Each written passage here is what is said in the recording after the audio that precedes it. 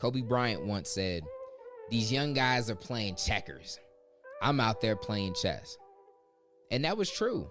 And that's very, very deep. And often we say stuff like that. We don't fully understand what it means. And this episode isn't about Kobe Bryant, but we are going to talk about thinking at another level than your peers in the competition and how you can use that to separate yourself. The Creator Podcast. My name is Dion Williams, aka Dion Does, and I truly believe that we were all created in the image of the ultimate creator, and therefore it's in us all to create.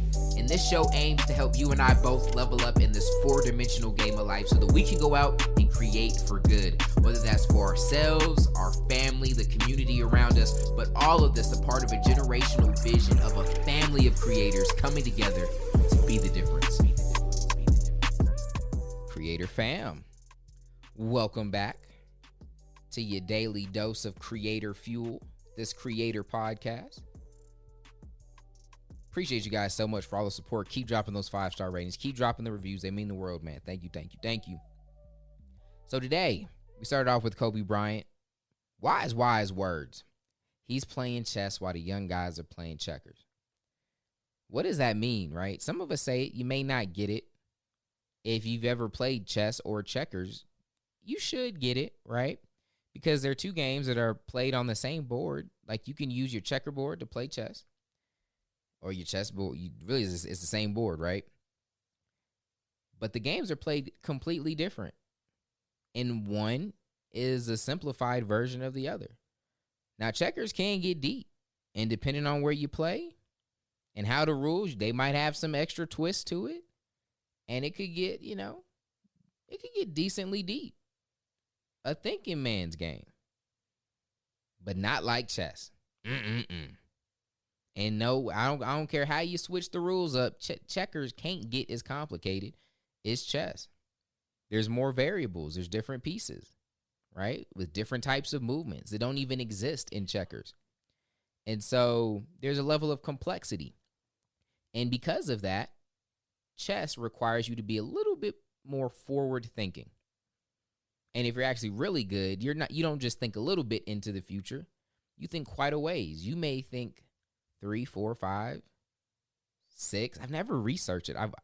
I want to say I've heard a crazy quote like that chess players think so many crazy moves ahead, but that could be a lie. I can't remember. But you have to think moves ahead, more so in chess than you do checkers, because you may have to set certain moves up. You have to be patient with it. You may try something and it doesn't work, so you got to try another thing, and that may not work. And the third or fourth thing you try may work. You got to be patient. And that's the key when you're going to think deeper into the future. And so you may want to take a certain piece, but you can't take the piece right away. You got to do a few things to even set yourself up to be in a position to take a certain piece. And that's the difference between chess and checkers. One looks further into the future. And you see this all the time. I think when I first really started to grasp this was when I got serious about basketball. So, actually I had a season, right? So right after I graduated from high school in Arizona, I moved back to New Mexico to walk on to UNM. It was the University of New Mexico. It was a D1 basketball school, so it meant a lot to me. And I felt like I had a chip on my shoulder because I had friends that had gotten like D1 offers and that were, just offered to play cool places. And as a hooper, that's like the dream, man, to get a scholarship. Like, that's cool. I didn't get that. I got offers from like D3 and D2 schools. So basically, no one thought I was that dope. And so I took that serious and I said, you know what? I'm going to go back home. I'm going to lock in, it's going to help me. My mom really wanted to move, and I was like, I like it. I want to go home, play for a good school. Because at that time, I think, so it was a year, so spoiler alert, I'm going to still tell a little bit of the story, but I ended up walking on. And it was a year after. So I think we made the NIT that year, lost to Notre Dame. And then the year after, so I only did 1 year. The year after, though, they were ranked 8th in the nation. So it wasn't a bad school. And I felt more opportunity there than Arizona, where I was at the time. And so I went out and I got serious. Like, I think 2 days after my graduation, me and my mom dipped back home, and I was grinding, man. Like, I would work out two, sometimes three times a day, hooping multiple times, working on ball handling, shooting, weightlifting, all this stuff. And what I would love is that when other people that would tell me they were going to make the team or walk on to the team, when I would see them going out, like on social media. MySpace was a lot more bigger of a deal. Not as much Facebook, a little bit, but mainly MySpace still back then. And I would love when I would see them posting and saying that they're like going out or partying or doing whatever, because I would be at the gym or I would be running sprints in front of my house from street light to street light. And I knew that in the short term, they were having more fun than me, but in the long run, it would add up. And I'll never forget it. The first day I actually dressed for a game. I didn't get to dress at the beginning of the season because I had some clearinghouse issues. I had to wait for that, and that took longer than it should have. But so it was a few games into the season. But I remember I used to go to something called Johnson Gym. If you hoop or you went to UNM, that's where everyone hoops at. All the hoopers, even people that don't even go to UNM, would find ways to get into Johnson Gym. And every night during the school year, it was popping. Games to play, like literally 3, 4, 5 game waits. And a lot of the dudes there that were good, they would all be talking about going up, coming into the school year like, yeah, I'm about to walk on. Like hundreds of dudes that would go up there thought they were going to walk on. And I don't remember ever telling any of them like, yeah, I'm going to walk on too. I would just listen and say, okay, cool. So you my competition. And I would take notes. I would take notes and I would see that, okay, you ain't at the gym every day. I would notice, like, how many guys are here every day? How many guys show up a couple times? How many guys are here once a week? And then I would see, okay, after we were done, how many would stay and lift? Right? How many did I ever see at the track? Or if I would go to the gym earlier in the day or later in the day, how many of them were on the treadmill running? Like, how many people were working on a well-rounded game? And there wasn't many, right? With each step, with each layer of difficulty, people would fall off. And I'm like, okay, cool. These dudes don't got vision. I see you posting on social media, you out and you doing things, you partying, you at the kickbacks. I'm like, bet. You see it, so you just saying you gonna walk on. You ain't really gonna walk on. And by the time I ended up walking on, it was just me and one other guy. And the other guy didn't even really walk on in the sense that I did, where I had to like actually play for the team and like try out. They just didn't have a scholarship for him. And so he was like a local guy that was recruited. And so he didn't go through the same process as me. I was the only other walk on. And I remember when I ran out the tunnel for the first time.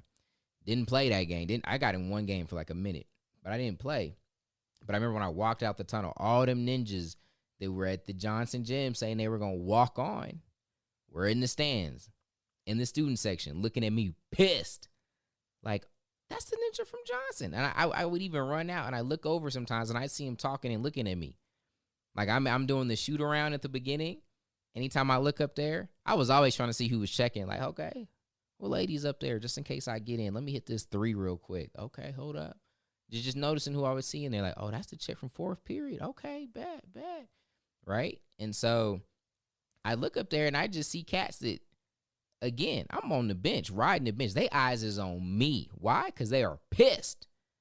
Because they're like, yo, that dude ain't even that nice. He's not that. Like, I played against him. Right? And they knew that could have been them. But they was playing checkers while I was playing chess. Okay? And so I haven't even got to our principle yet. That quote from Kobe isn't even it. I just wanted to use that to lay the foundation, right? And kind of give you a story of where I first realized this power of, all right, sometimes I don't want to be doing what everyone else is doing because they might be playing checkers. They might be thinking of the short-term game. I'm thinking about the long-term game. And the more I noticed people that had more of an eye for the long term, those were the people I took more serious, right? Even in business. If you consider yourself, or if I consider you competition, I'm locking in. I'm like, okay, so what do you do? And I'm watching you. And if you're trying to win this year or try to beat me in this year, and that's your main focus, that's all you have vision for, I'm not worried at all. Right? You got a plan for the next 3 years? I'm like, okay. You got a 5-year, 10-year plan? I'm like, hold up now. Okay. This person's serious. You got a 30-year plan? I'm like, yep. All right, that's competition. You have a generational vision, which I don't know anyone that's competition to me in my market that talks about generational visions. All right. Then that's when I'm really locked in. Because that's how I look at things. I'm looking at what am I passing on to my kids, right? I'm looking at where my son needs to be when I'm gone to keep things moving forward. That's a generational vision. That's checkers, or what most people are worried about is checkers. Now I'm on chess. People worried about, for example, I'm about to be to the place where I only wear clothes that are mine and stuff that my brand's made, but for right now, I wear a lot of Walmart shirts. I've been wearing a lot of the same shirts for like 5-6 years. I don't get a new shirt unless I have to. It's very, very simple. And some people be like, yo, why don't you, like, you make more money. Why you dress like a bum sometimes? Why don't you, I don't know, you could be a little flyer, man. You could have some better shoes. I see you with the same joints all the time. Yeah, I could. What does that get me? Right? Like, if I got a good reason for it, trust me, I'll do it. I'm not trying to look fly for no one but my wife. She's straight. I'm not trying to impress nobody. Right? Now, when I'm wearing my stuff, I'll probably look a little fresher. And I have a reason for wearing that, right? I'm promoting it. I want you to see it. I'm proud of it. That'll be a reason, but what? I don't need the Gucci shirt. I don't. It does nothing for me. That's short term. Now, I might get more likes on IG. And that might make me feel good. And again, in the short term, shoot, I'll save all the money on the dope shirts. Let me invest. Let me hire an employee. Right? It's worrying about what really matters. Right? And moving off of that, because people in this social media age will be trying to just compare.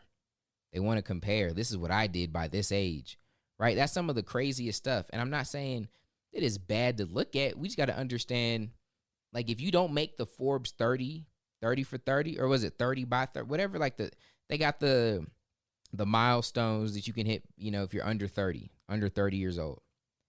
That's not bad if you hit that. Like, trust me, my thing isn't, I'm not mad at you. And that's a cool thing, right? But what does it get you? Right? It's just an arbitrary number. Here's an example I'll give you. Let's say me and you are competing. Let's say you have a cheeseburger shop, and I got a cheeseburger shop. You sell 100,000 cheeseburgers this year, and I sell 40,000, right? And you get fired up. Crush the competition. So 60,000 more cheeseburgers in him, right? We got similar prices. You made more money. Boom.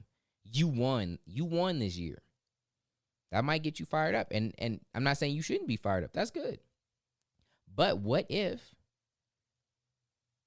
the next year, maybe I just used that year because I was developing my Krabby Patty sauce. I was just experimenting the whole year. And then I nailed the Krabby Patty formula. And I go the next year and I triple your sales. And then for the next 9 years, I blow you out the water. So now let's look at it over the 10-year gap. Right? You won the first year. And then I won the 9 after that. Who really won? If we want to zoom in on that 1 year, you got it. Let's look at the big picture. Did you really win? Who knows? Now, let's say year 10, I sell it, and I just jangalang in Jamaica all day. And whoever I sell it to starts laundering money out of it, and it gets shut down year 11. And then you come back, you find a way to fill a hole in the marketplace. And then you take off bigger than I did for the next 50 years, right? Who really won? Like, we can draw the line wherever we want. And to make ourselves feel better. And that's what we do. And that's what we got to be careful of, right? It's not bad to have goals. You can have goals. We have targets too. All of that. But use them as markers to move the vision forward. And you can use competition for your potential and how well you could be doing. But just because you had just because you had less views on your YouTube channel than the person next to you, doesn't mean that you lost. Right? At one point, Google wasn't in the search engine picture. At one point, Yahoo was on top. And if you would have zoomed into that, you would have wanted to be them. Right? So it's okay. So my point here is to run your race at your pace. It's okay. You probably weren't supposed to be on Forbes by 30. Because you going to hit stride when you are 40 and you're going to shoot straight to the top. Which would you rather have? You know? And so worry about your garden, what you got going on. All right? And then I'm going to summarize all of this in the principle. I kind of had to do this one a little bit backwards. So our principle comes to us from Mr. Brandon Marshall, who says strategy without patience can be caustic.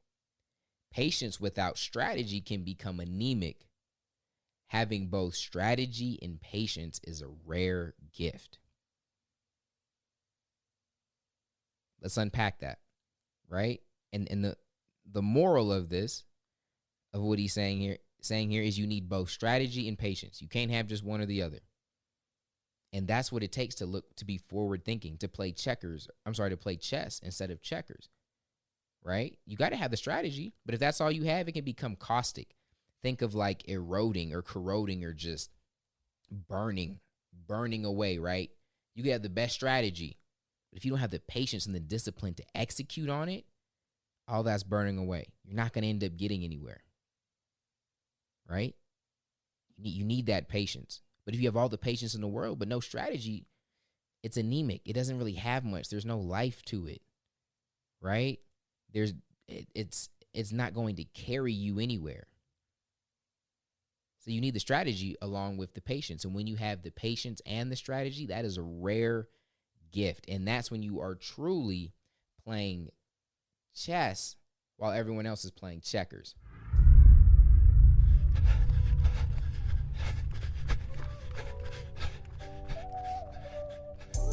I want you guys to pull out your creator frame.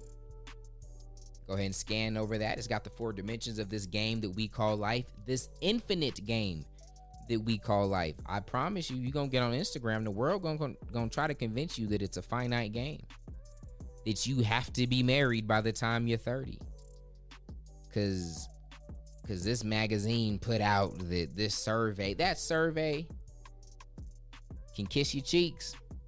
You aren't trying to live your life by the standard, the average quota. Okay?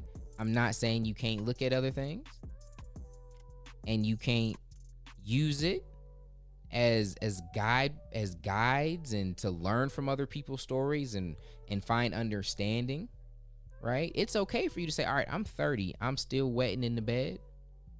Either I didn't take that part serious enough or I got something going on and I need to look into that. That's okay. That's okay, right? I'm not saying you can't look at what everyone else is doing, but maybe you weren't going to have the business that blew up overnight like your mentor or your idol. Maybe you're going to have to take the scenic route, but maybe, just maybe, there was a reason for that is tied into your personal and unique calling in your story, and it's okay to be you. So let's have that patience and let's have the strategy to go with that and to carry that. And let's let all of that be fueled by our vision. Where do you want to go? Right? I might do something today, and if you want to zoom in on the day, you're like, today's actually a really good day. To use that as an example, we didn't have much content go up today. Today, from the outside looking in, was such a slow day. Like, if you're just someone that experiences all of our content, from the podcast to the videos to the websites, it was a slow day. It looked like nothing happened. We were lazy. We didn't do anything. But if you understand the structural and big picture vision and systems that we executed on today, this one step back is going to be responsible for the next 10 steps forward. But that it takes understanding of checkers versus chess to be able to make that move, right? So someone else may say, man, you lost today. I'm like, no, I won. Today was a big win. I love it. Some of my competition looks around and they may think, oh, we got him. We're getting we're making headway. We're closing the gap, or maybe we're moving ahead. And I'm like, or are you? Are you worried about this year? I'm worried about the next 10. Even when you're worried about the next 30, I'm like, yo, what's going on with the next generation? Like, does your vision stop when you die? You better hope you're not competing against someone that's got generational vision. They kids might be in a better spot. These are the things we need to think of. Move today in light of what you want to do tomorrow. Right? Your weekly goals should reflect your yearly goals, and your yearly goals should be reflecting your 5-year, 10-year goals. So many people are so pressed about what they're going to do this year. And I'm like, okay, cool. So where are you trying to be in 10 years? I don't know. Well, so then why are you going this direction this year? Let's get some vision, people. Right? And let that be the fuel to our strategy and our patience that allows us to play chess while everyone else is playing checkers. So take out your creator frame. We have our faith, our relationships, our energy, our economics, these 4 dimensions of this game that we call life, this infinite game. And I want you to scan and just ask yourself very, very simply, all right, where am I playing checkers at? Where I should be playing chess?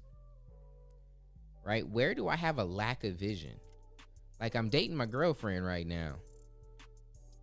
But the only thing I needed to do that was I just knew she was fine. Like, Dion, I'm telling you, she's bad. She's bad, bro. Okay, cool. But where are you going with it? What's the vision? Do you have, maybe you don't. It's okay. It's never too late to go grab some. Think about it. Is this getting you closer or further away from where you want to be? Right? What's the vision that you have with your finances? You asking, yo, should I look into stocks? Should I get into real estate? Should I be a drug dealer? All these things. Okay, well, what's your vision? Right? It depends. I don't know. Like, if you tell me, man, I want to be there, I want to have a family, I want to be there for them, take them on walks to the park. We probably shouldn't do nothing illegal then. That could mess it up. Drug dealing's off the table, right? You got to know these things. And so find out where you're playing checkers, and by that, I mean, where are you being short-sighted? Where are you thinking about now, in this week, in this month, in this year? I get it. Some of you guys might be struggling to pay rent. And you make decisions, right? That's how like these payday loan places get you, because they got more vision than you. You're like, yo, I can't go a month or 2 without my cell phone. I can't. I'm gonna be embarrassed. People gonna laugh at me. I'm not gonna look cool. I can't be on Twitter at the bus station. I can't go without my phone. I'm gonna just take this payday loan, right? But now you in debt, and you got this crazy interest rate. You paying that back longer. And your phone ended up getting cut off anyway. It's just 3 months down the road. But instead of it being off for a month or 2, now it's off for longer. And and something else got cut off. All because you was playing checkers instead of playing chess. All right? I want you guys to scan the 4 dimensions. Identify and then attack.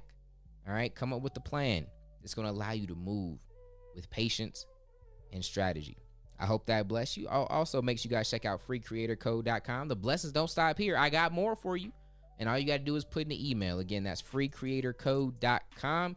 Get the code that it is that we live by here as a family, as a movement of identity, as a movement of creators that understand their identity that is ingrained into them. It's baked in by birth. Can't no one take it. Can't no one sell it to you. And I just want to share these principles with you. freecreatorcode.com. I love you guys. Stay safe. And until next time, God first. God bless.